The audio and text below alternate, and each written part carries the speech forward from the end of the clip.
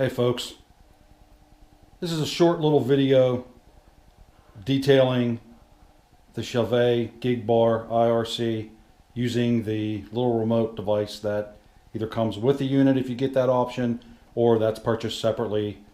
There's a lot of videos on YouTube that show pretty much how the Gigbar works, but what I'd like to do is get into a little bit more detail about how you can do different things with the remote.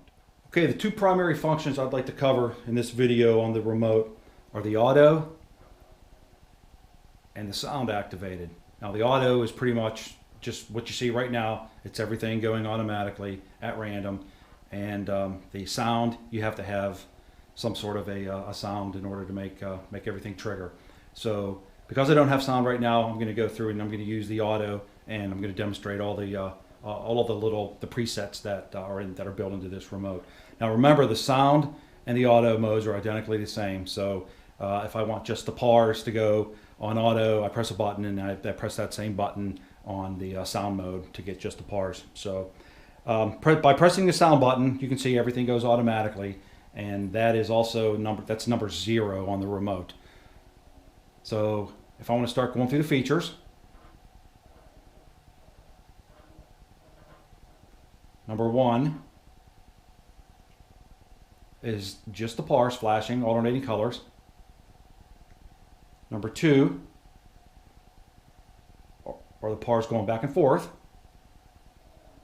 Number 3 are the derbies going back and forth, alternating colors.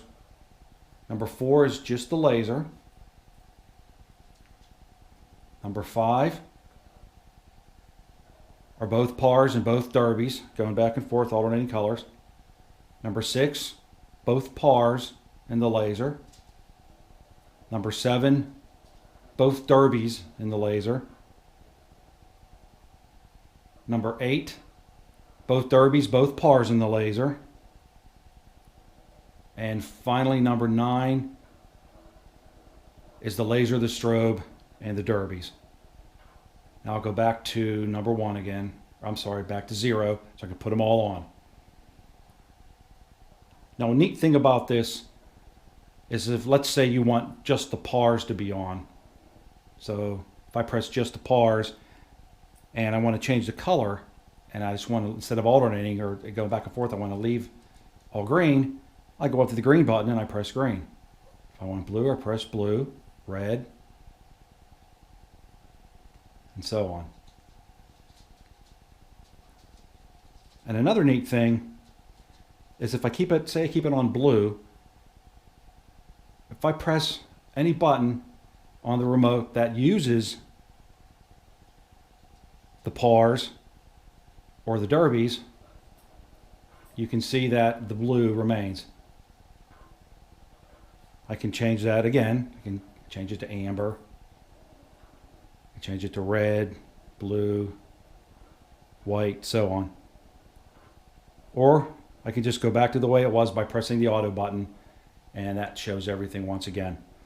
Another neat thing you can do is you can change the speed. So good example here, if I just turn on the derbies back and forth, or I'm sorry, the pars back and forth, I can either increase or I can decrease the speed. And this goes for everything. If I want to increase the speed, I can do that by pressing the plus button or the minus button to decrease the speed. And that pretty much wraps up what you can do with the auto button and the sound control button. Now, from the auto mode, when I have the auto button pressed, like I said before, going to number 0, if you press the strobe button, you can see that the strobes will react a certain way. And again, you can go through the different numbers and have the strobes do different things. There's left to right, right to left, there's alternating, flashing, a bunch of different things that this can do.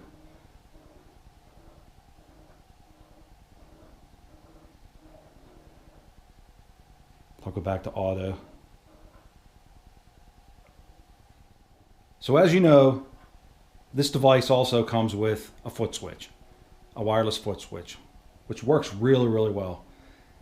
One thing that I like about the remote control, however, over the foot switch, is that if I want just the lasers, then I know I can just go and I can just press a button on the remote and there's just the lasers. If I want just the pars, I can press a button and there's the pars. If I want them to stop flashing, I can press another button and there they are. You know, I can change the color from the remote. It's all just by pressing a quick button. Now with the foot switch, you can do pretty much the same thing. However, what you have to do is you have to cycle through each of the 10 features. If you want number 9, it starts on number 1, then you have to pretty much press the foot switch until you get to number 9. It can be done, not an issue, but this is one of the really neat things that I think the remote has over the foot switch. Finally, the other neat thing about this is that it has a blackout button. So while it's going, I can press blackout and it shuts everything off until I press blackout again, and it picks up right where you left off.